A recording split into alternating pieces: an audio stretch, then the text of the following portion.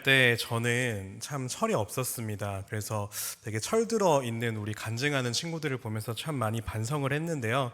어떤 얘기를 하려고 하냐면 이제 학교를 서울로 오게 되면서 제가 대구 출신인데 상경을 하게 됐습니다.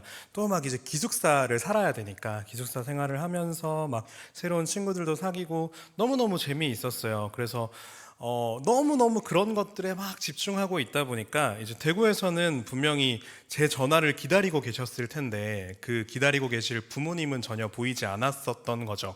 그래서 한 달에 한 번 전화하면 되게 많이 전화했었던 것 같고, 그리고 어쩌다가 한번 이제 잊어먹을 때쯤에 우리 집에 아들이 있었나 싶을 때쯤에 막 한 학기 끝날 때쯤 전화 한번 드리고, 그래서 부모님께서 되게 막 뭐라 하셨던 그 기억이 아직까지 기억이 나요. 그래서 참 죄송하다는 말씀을 이 자리를 빌어서 드리고 싶은데요. 근데 이제 왜 이런 얘기를 하냐면, 이제 어디 가서 김영광 목사 불효자다라고 얘기하라고 말씀드리는 건 아니고요. 어쩌다 한 번씩 이제 그렇게 연락을 안 했는데 꼭 제가 부모님께 연락을 드리던 때가 있었습니다. 보통은 언제일까요? 맞아요. 용돈 떨어졌을 때. 이제 당시만 해도 막 20살이었고 막 경제관념도 없을 때였다 보니까 체계적으로 돈을 쓰지는 못했던 것이죠. 근데 당장 학교에서 학식을 먹어도 돈이 필요하잖아요. 그런데 당시 저에게는 돈이 없어도 2,000원, 3,000원 어디서 벌어야 될지 도저히 그런 문제를 해결할 수 있는 방법이 없었습니다. 그러니 어떻게 하나요? 그러한 나의 부족함을 채울 수 있는, 해결할 수 있는 방법을 찾는 거죠. 부모님한테 전화를 해서 아버님 만수무강하셨습니까? 그러면 이제 왜 용돈 떨어졌나라고 얘기를 하셨어요, 항상. 그런 식으로 이제 저를 좀 도와달라고 요청을 하는 거죠. 참 철없는 시절의 이야기이지만 또 동시에 이 자리에 계신 성도님들도 여러 가지 상황으로 언젠가 한 번쯤은 이러한 경험을 해본 적이 있지 않을까 싶습니다. 물론 용돈만 갈취하는 불효자가 돼 본 경험을 말하는 건 아니고요. 우리는 우리의 약함을 알게 되었을 때 우리가 의지해야 할 것을 찾게 된다라는 거죠. 내가 강하지 않음을 알게 되었을 때 우리는 무엇인가를 의지해야 된다라는 것을 알게 되고 무엇인가를 의지하고 싶어지게 된다라는 것입니다. 어찌 보면 그것은 우리의 본능일지도 모르겠다라는 생각을 합니다. 아기들이 그렇지 않아요. 어린아이들이 걸음마 연습을 할 때 보면 어떻게 걷나요? 막 이렇게 걷잖아요. 이 팔을 왜 뻗고 있는 것일까요? 누군가 내가 균형을 잡지 못할 때 나의 균형을 잡아줄 수 있는 누군가를 의지하기 위해서 이 손을 뻗고 있는 거죠. 우리는 아주 어린 아기일 때부터 누군가를 의지하며 살아가는 존재들인 것입니다. 그리고 그 본능은 어른이 된 지금도 여전히 유효합니다. 오늘을 살아가는 사람들은 무엇을 의지하며 살아가고 있나요? 아마 그 의지처들을 한 가지로 정의를 내리긴 어려울 것입니다. 어떤 이들은 경제적인 안정을 의지하며 살아갑니다. 그 돈이 있으면, 안정적인 수익이 있으면 많은 문제들이 해결된다는 믿음으로 그것을 어떻게든 얻기 위해서 수단과 방법을 가리지 않죠. 또 어떤 이들은 건강식품을 의지하기도 합니다. 몸에 좋은 것들을 다 먹는 것만이 나를 지키는 방법이라고 생각해서 하루가 멀다 하고 떨어지는 이 체력을 붙잡기 위해서 몸에 좋다는 것을 가리지 않고 먹는 거죠. 우리 아이들 같은 경우도 마찬가지입니다. 높은 성적이나 뛰어난 외모 등등 우리 아이들도 그러한 것들을 붙잡고 의지하면서 이 인생을 살아갑니다. 나의 약함을 극복할 수 있게 해주는 수단으로 이와 같은 요소들을 의지하는 것을 선택하는 것이죠. 그러나 오늘 본문은 우리가 무엇을 의지해야 하는가라는 질문에 대한 답을 이와 같이 말합니다. 4절 말씀입니다. 네, 4절 말씀 함께 읽겠습니다. 내 안에 거하라. 나도 너희 안에 거하리라. 가지가 포도나무에 붙어있지 아니하면 스스로 열매를 맺을 수 없음 같이 너희도 내 안에 있지 아니하면 그러하리라. 오늘 말씀은 분명히 우리에게 이야기하고 있습니다. 예수 그리스도 안에 거하라 라고 말입니다. 예수 그리스도를 의지하라고 말입니다. 나뭇가지가 나무에 붙어 있지 않으면 양분을 공급받지 못하고 결국 열매를 맺지 못합니다. 그러니 우리도 다른 것들, 가짜 영양분을 주는 것들을 아무리 의지하고 붙잡는다고 해도 열매 맺는 삶을 살아가지는 못하는 것이죠. 그렇게 오늘 본문은 우리에게 열매 맺는 방법이 무엇인지 명확히 알려주고 있습니다. 나를 의지하는 것, 예수 그리스도를 의지하고 그분께 붙어 있는 것만이 우리가 우리의 삶 속에서 열매 맺는 방법이다라고 말이죠. 2025년이 시작된 지 얼마 되지 않은 것 같은데 어느새 정신없이 2달의 시간이 흘렀습니다.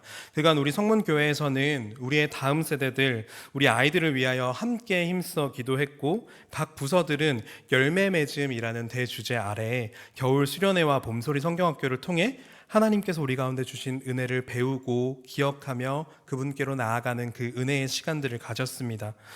우리는 이렇게 매년 수련회를 그리고 성경학교를 기획하고 준비하여 또 진행합니다. 매년 여름이 되면 또 겨울이 되면 각 부서는 어느 때보다도 빠르게 움직이고 또 어느 때보다도 바쁘게 움직입니다.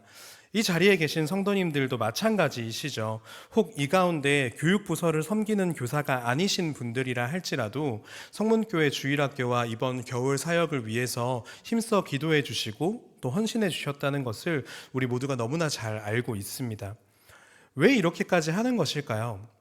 결국 그 수련회를 통해 성경학교를 통해 우리가 우리의 다음 세대 가운데 주고자 하는 그 귀한 메시지, 그 귀한 진리는 무엇일까요? 저는 바로 오늘 본문이 말하는 이 예수님께 붙어 있으라는 그 말씀, 그 열매 맺는 방법, 그것이 바로 우리가 전해주고자 하는 진리, 메시지인 줄로 믿습니다. 왜 우리는 예수님께 붙어 있어야 할까요? 그분이 어떤 분이시기에 우리를 어떻게 만들어주시기에 그래야만 하는 걸까요? 오늘 함께 읽은 본문 1절 말씀은 그분을 이와 같이 소개합니다. 1절 말씀입니다. 나는 참 포도나무요, 내 아버지는 농부라. 예수님께서는 나는 참 포도나무다라고 말씀하십니다. 그런데 참 포도나무가 무엇일까요? 왜 그냥 포도나무도 아니고 예수님은 굳이 참 포도나무라고 자신을 소개하신 걸까요? 예수님께서 이렇게 말씀하신 이유는 이사야서를 살펴봄으로써 알 수 있습니다. 이사야서 5장 2절 말씀에 이러한 기록이 나와 있습니다. 땅을 파서 돌을 제하고 극상품 포도나무를 심었도다. 그 중에 망대를 세웠고 또 그 안에 술틀을 팠도다. 좋은 포도 맺기를 바랐더니 들포도를 맺었도다. 이사야서에는 이와 같은 비유가 나와 있습니다. 여기서 이 극상품 포도나무, 하나님께서 심으셨다는 그 나무는 이스라엘을 말하는 거죠. 그러나 이사야서는 결국 이 이스라엘은 좋은 포도를 맺지 못했다라고 말합니다. 그들은 하나님의 백성으로 택함받은 극상품 포도나무였음에도 불구하고 좋은 포도라는 열매를 맺지 못했습니다. 그들은 하나님으로부터 벗어났고 그 결과 좋은 포도가 아닌 들포도를 맺게 된 것입니다. 그들은 하나님께 불순종하였고 죄 앞에서 번번이 무너졌습니다. 그들은 자신이 삶의 주인이 되어 하나님께 붙어 있지 않고 하나님으로부터 떨어지려 하였습니다. 하나님보다 더욱 좋다고 느껴지는 것들을 자기가 보기에 더욱 달콤한 것들을 찾아 떠난 것이죠. 이스라엘의 그러한 마음은 우상숭배라는 행동으로 나타났습니다. 그들은 가나안 땅, 하나님이 주신 그 약속의 땅에서 하나님이 아닌 다른 신들, 바알과 아세라와 같은 이방신들을 섬겼죠. 그들이 그렇게 행하였던 이유는 단순합니다. 그들을 숭배하면 하나님을 섬길 때보다 더욱 큰 풍요로움이 자신들에게 주어질 것이라고 믿었거든요. 게다가 하나님의 계명도 지키지 않았습니다. 하나님은 분명 하나님을 사랑하고 이웃을 사랑하라고 말씀하셨습니다. 그러나 그들은 자신들의 풍요로움을 그들의 이웃과 나누는 것을 좋아하지 않았습니다. 오히려 자신의 풍요로움과 위대함을 자랑하며 다른 이들을 무시하는 것으로 자신의 인정 욕구를 채우는 것을 선택하죠. 예수님이 언제나 꾸짖으셨던 바리새인들의 그 위선이 이러한 이스라엘의 모습을 가장 잘 보여주는 예시일 것입니다.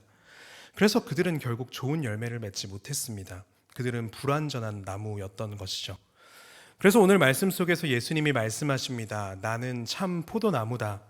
이스라엘이라는 나무는 완벽하지 못했고 완전하지 못했습니다. 그들은 하나님을 떠났고 우상을 섬기는 죄를 지었습니다. 그러나 예수님은 다릅니다. 그분은 스스로 참 포도나무, 완전한 포도나무라고 말씀하십니다. 그리고 우리는 알 수 있죠. 그 참 포도나무는 이스라엘이라는 불완전한 포도나무와 달리 하나님 앞에서 좋은 열매를 맺을 것이라는 사실을 말이죠. 오늘 말씀은 우리를 가지라고 표현합니다. 그렇게 우리는 연약하고 부족하지만 어디에 붙어 있어서 어디에서 영양분을 받느냐에 따라 좋은 열매를 맺을 수도 또 맺지 않을 수도 있는 것이죠. 그렇게 우리는 언제나 기억해야 됩니다.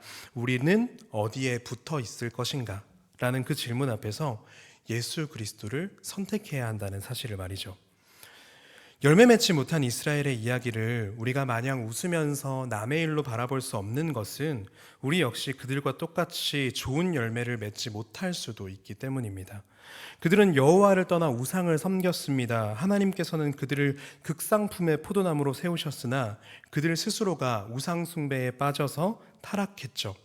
그리고 그들에게 주어진 그 우상 숭배의 유혹은 오늘을 살아가는 우리에게도 동일한 모습으로 이어지고 있다는 것이죠.